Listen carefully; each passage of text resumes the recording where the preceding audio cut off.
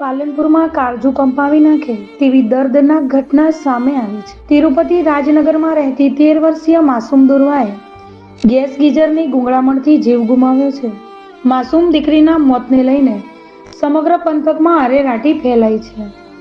પાલનપુરની તિરુપતિ રાજનગર સોસાયટીમાં રહેતા મૂળ વડગામના વેસા ગામના દુષ્યંતભાઈ વ્યાસ બિલ્ડિંગ કન્સ્ટ્રક્શનના વ્યવસાય સાથે સંકળાયેલા છે। તેમની 13 વર્ષીય દીકરી દુર્વા તેમના મકાનના બાથરૂમમાં નહાવા માટે ગઈ હતી, જે બાથરૂમમાં ગયા પછી 15 મિનિટ સુધી કોઈ અવાજ આવ્યો ન હતો કે તેણી બહાર પણ ન નીકળતા તેણીની માતા મિત્તલબેને દરવાજો ખખડાવ્યો હતો। જો કે તે પણ ન ખોલતા મકાન પાછળ ગયા હતા, જ્યાં બાથરૂમની કાચવાળી જાળીમાંથી અંદર જોતા દુર્વા ફર્શ ઉપર પડી હતી।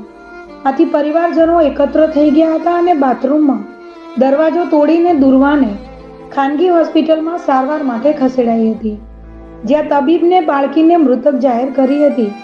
બાળકીના મોતને લઈને પરિવારમાં માતમ છવાયો છે, તો સમગ્ર પંથકમાં અરેરાટી ફેલાઈ છે।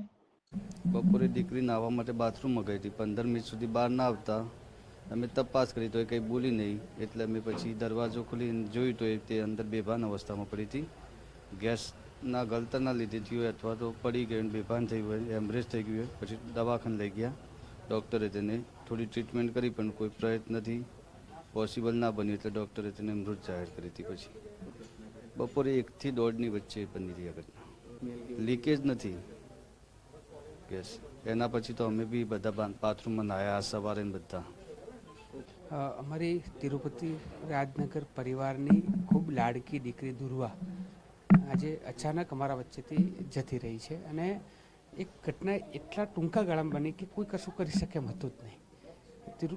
દીકરી દુર્વા રાજનગર પરિવારમાં તમામ ઉત્સવોમાં ખૂબ ભાગ લેતી, અને ધાર્મિક ઉત્સવ હોય કે વૃક્ષારોપણના કાર્યક્રમો હોય એ ખૂબ એક્ટિવલી એમાં પાર્ટિસિપેટ કરતી ને ખૂબ ઉત્સાહી હતી।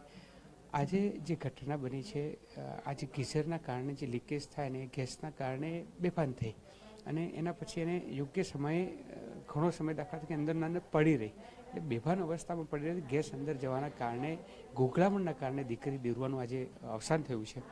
આ જે ઘટના છે સમગ્ર સમાજ માટે ખૂબ લાલબત્તી સમાન છે। આપણે ટેકનોલોજીનો ઉપયોગ કરીએ છીએ, મશીનનો ઉપયોગ કરીએ છીએ, પણ આ મશીન ક્યારે તમારી સાથે વિશ્વાસઘાત કરશે ખબર નહીં હોય। આ મશીન ઉપર ક્યારે ભરોસો ના કરવો જોઈએ। જે શાસ્ત્રમાં કહ્યું છે કે આપણે જે ઠંડા પાણી નહાતા હતા પહેલાંથી જે વ્યવસ્થા હતી, આ જે ટેકનોલોજીના સમયમાં આજે વરદાન જે છે એ દુઃખરૂપે પરિણામ થઈ રહ્યું છે। એટલે તમામ લોકો આનો ખૂબ સાવચેતીપૂર્વક ઉપયોગ કરે, યોગ્ય વ્યવસ્થા એ પ્રકારની બનાવે કે સફોકેશન ના થાય। અને જે ગેસની આ ગેસ એટલો ભયંકર હોય છે કે માની લો ઘરમાં પણ ફેલાઈને શ્વાસની અંદર જતો રહે તો લોકો બેભાન થઈ જાય, એટલે બહુ મોટી દુર્ઘટના બનવાના પણ ચાન્સીસ આ ગેસના કારણે થતા હોય છે। મારી ફરીથી બધાને વિનંતી છે કે રાજનગર પરિવારે પોતાની લાડકી દીકરી ગુમાવી છે, ગુજરાતમાં કોઈ દીકરી આવી રીતે ન જાય, અને એ માટે મા બાપે જે પણ સ્ટેપ લેવા હોય એ લો। ટેકનોલોજીનો ઉપયોગ ઓછામાં ઓછો કરીને કેવી રીતે જીવી શકાય, અથવા એનો જે વ્યવસ્થા છે એનો યોગ્ય રીતે કેવી રીતે થાય, એ બાબતે સાવચેત રહીને ખૂબ કામ કરો એવી વિનંતી છે। મારી દીકરી દુર્વા જે ગઈ છે એના માટે એને દુઃખ માટે કોઈ શબ્દ જ નથી।